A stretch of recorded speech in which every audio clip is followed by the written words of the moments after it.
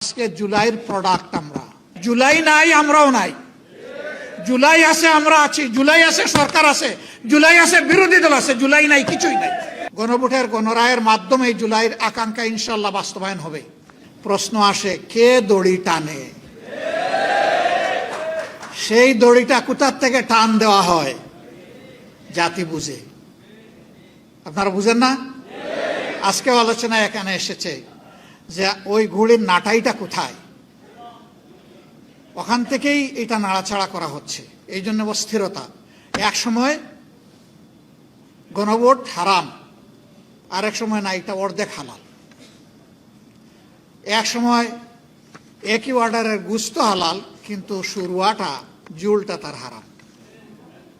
আমরা এটা পার্লামেন্টেও বলেছি। হ্যাঁ, আপনারা দেখেছেন আমাদের কণ্ঠ দমিয়ে দেওয়ার চেষ্টা করা হয়েছে। আমরাও সমানতালে চালিয়েছি আলহামদুলিল্লাহ। সুযোগ পাই না পাই আমরা কণ্ঠ বন্ধ করিনি, কারণ জনগণ আমাদেরকে তো তাদের অধিকারের পক্ষে কথা বলতে সেখানে পাঠিয়েছে। মুখ বন্ধ করে, আমাকে বিশেষ করে মুখ বন্ধ করে সুপার গ্লু দিয়ে ওখানে বসার জন্য জনগণ আমাকে পাঠায়নি। জনগণ আমাকে পাঠায়নি যে আমার ছবিটা সংসদ টিভি এবং বিটিভিতে উঠবে আর সারা দুনিয়া দেখবে। জনগণ পাঠিয়েছে আমি কি বলি সেটা জনগণ শুনতে চায়। আমার সহকর্মীরা, সহযোদ্ধারা, বিরোধী দলের এমপিরা জনগণের অধিকারের পক্ষে কি করে সেটা জনগণ দেখতে চায়। আমরা আপনাদেরকে কথা দিচ্ছি, আমরা সংসদে যাওয়ার আগেই বলেছি এই সংসদের বিভিন্ন ধরনের সুবিধা নেওয়ার জন্য আমরা এখানে যাচ্ছি না। অনেক সুবিধা আছে, স্বেচ্ছায় অবলীলায় ছেড়ে দেব, নিবই না। যেটা না নিয়ে পারবো না সেইটা নেব, বাধ্য হব যেটাতে। অবৈধ কোনো দিকে আমাদের চোখ এবং হাত যাবে না। আমরা এখনো আলহামদুলিল্লাহ এটার উপরে আছি। কিন্তু এই 24-এর গণবিপ্লব, গণ অভ্যুত্থান যেটাই বলেন, এখানে শুধু শিক্ষিত ছাত্ররা আর আমাদের মতো রাজনীতিবিদরা এই আন্দোলন করে নাই, জীবন দেয় নাই। আপনাদের দুয়ায় মাবুদের মেহেরবানি, 1400-র মধ্যে মিনিমাম 1200 শহীদের বাড়িতে আমার ব্যক্তিগতভাবে যাওয়ার সুযোগ হয়েছে। আমি সজ্ঞানে সাক্ষ্য দিচ্ছি, এবং আমাদের 12 ভলিউমের এই শহীদদের স্মৃতিচারণ বই হয়তো অনেকের কাছে আছে, হয়তো নাই। আমাদের ওয়েবসাইটে সব কিছু আছে, মৌলিক 3টা ভাষাই আছে। যারা চাইবেন তারা সেখানে যেতে পারেন। যারা দুনিয়া থেকে বিদায় নিয়েছে শহীদ হয়ে, তাদের 62 ভাগ শ্রমিক। তারা কি কৌটার বৈষম্যের বিরুদ্ধে নেমেছিল? কৌটার বৈষম্যের বিরুদ্ধে নেমেছিল আমাদের যুব সমাজ, ছাত্র সমাজ। তারা নেমেছিল ফ্যাসিবাদের বিরুদ্ধে।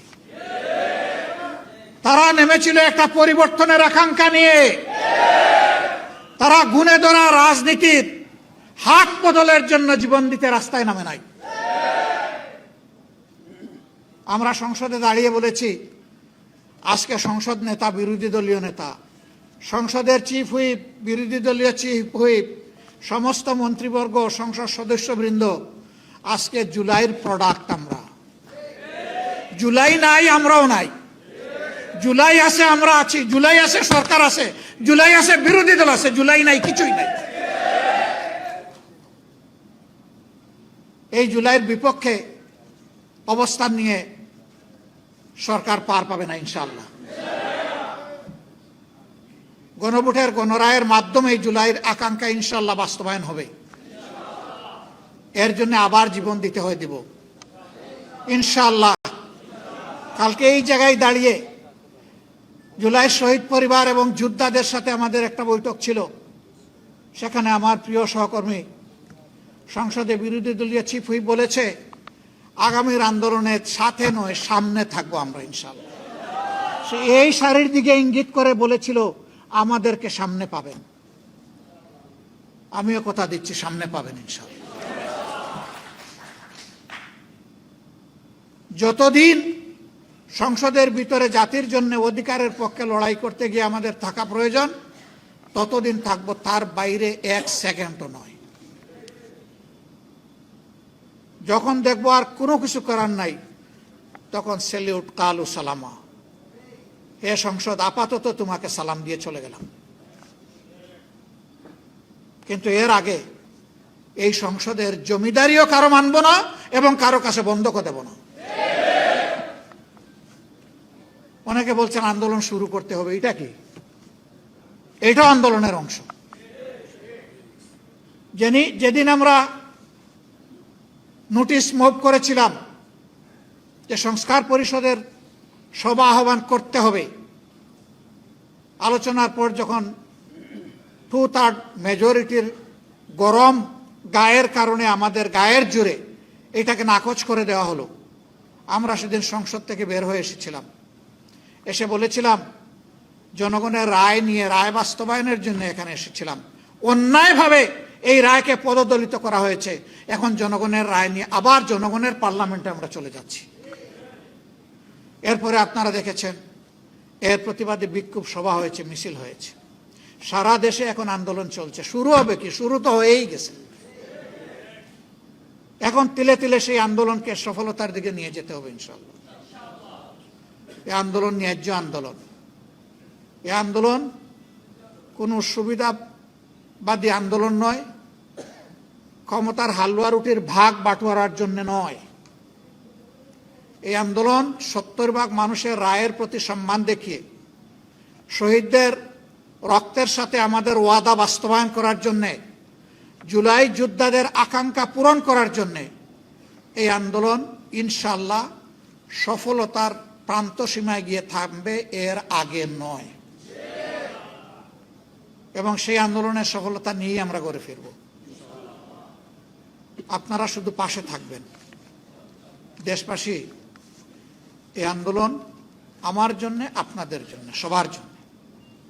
আমরা আমাদের সন্তানদেরকে কারো গোলাম বানাতে চাই না এবং কারো পারিবারিক রাজতন্ত্র বাংলাদেশে চলবে জাতির উপর ফ্যাসিজম হিসাবে, তাও আমরা বরদাস্ত করব না।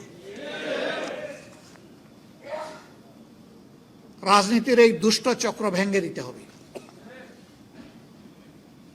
একজনের বদলে আরেকজনের প্রশংসায় সংসদের 1/3 সময় ব্যয় হবে, এটা আর আমরা শুনতেও চাই না, দেখতেও চাই না।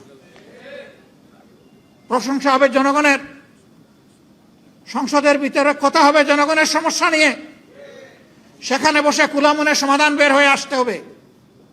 এইটাকে বাদ দিয়ে অন্য কোনো কিছুর চর্চা হোক সংগঠনের, সংসদের ভিতরে আমরা এটা চাই না। কিন্তু আমরা ফেসিবাদের কালো ছায়া এখন সংসদে দেখতে পাচ্ছি। আগে ওই সংসদে দাঁড়িয়েই আজকে যারা সরকারি দলের গ্যালারিতে বসেছেন তাদেরকে তুচ্ছ তাচ্ছিল্য করে যেভাবে কথা বলা হতো, আজকে 2-1 আমাদেরকে লক্ষ্য করে সেই রকম কথা বলা শুরু করেছেন। আমরা তাদেরকে বলি জিহ্বা সংযত করুন। এই মনোভাব এবং আচরণ দেখাবেন না। জুলাই যুদ্ধের মধ্য দিয়ে যেই প্রজন্ম, যেই দেশ গড়ে উঠেছে, এই দেশ কারো চক্রাঙ্গানির পরোয়া করে না। অতীতে যারা এই আচরণ করেছে তাদের পরিণতি চোখের সামনেই দেখতে পাচ্ছেন। মনে রাখবেন, অপকর্ম করলে আগেরটার চাইতে পরের পরিণতি আরো ভয়ঙ্কর হয়। সে পথেই তো হাসছেন। বাইরে তো আপনাদের পদাচারণা দেখছি না, সব কিছু কুক্ষিগত করছেন। বাংলাদেশ ব্যাংকে অভ্যুত্থান করার পরে এখন দেশের সবচেয়ে বড় ব্যাংক, এখন ইসলামী ব্যাংকে আবার নতুন করে অভ্যুত্থান শুরু হয়েছে। যে ব্যাংক দেশের রিমিটেন্সের 32% একা আহরণ করে, এই ব্যাংকের যদি অস্তিত্ব বিপন্ন হয়, বাংলাদেশের অর্থনীতি বঙ্গোপসাগরে চলে যাবে। সাবধান করে দিচ্ছি, এইটাকে দলীয়করণ করবেন না। যদি দলীয়করণ করেন ব্যাংকগুলোকে একটার পর একটা, জনগণ আপনাদেরকে ছেড়ে কথা বলবে না। আমি দেশের ব্যাংকের মূল মালিক জনগণকে বলবো, জেগে উঠুন, আওয়াজ তুলুন, ওদের কদর্য চেহারা জাতির সামনে উন্মুক্ত করে দিন, থামিয়ে দিতেই হবে ইনশাআল্লাহ। আমরা আবারও কথা দিচ্ছি, শুধু রাজনীতির পট পরিবর্তন নয়, সংস্কৃতির আমূল পরিবর্তনের জন্য আমাদের এই লড়াই। অপসংস্কৃতি যেখানে, সেটা ব্যাংকিং সেক্টর হোক আর যেখানে হোক, অর্থনীতিতে, সংস্কৃতিতে, শিক্ষা ব্যবস্থায়, তারপরে দেশের আইন অঙ্গনে, যেখানেই হোক ইনশাল্লাহ আমরা বসে বসে আঙ্গুল চুষব না। আমরা জনগণের সাথে থাকব, জনগণকে সাথে নিয়ে তার মোকাবেলা করব ইনশাল্লাহ। আপনারা দোয়া করবেন।